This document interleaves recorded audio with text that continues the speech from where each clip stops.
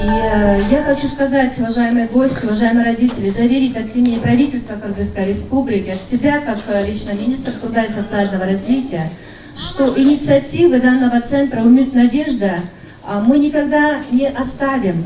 Мы постараемся сделать все возможное для того, чтобы эти идеи продолжились, эти методические наработки, чтобы мы применяли в своей практике. Этот бесценный опыт, который вы накопили за 26 лет, чтобы мы могли его использовать, расширять во всем Кыргызстане. Сегодня правительство Кыргызской Республики в лице нашего министерства делает, уважаемые родители, вот я вам хочу сказать, все возможное для того, чтобы труд родителей каким-то образом был оценен. Труд таких родителей, которые занимаются с такими детьми. Труд этих родителей был как-нибудь со стороны государства поддержан. Мы ищем юридические возможности решения этого вопроса. Мы ищем для этого финансовые возможности.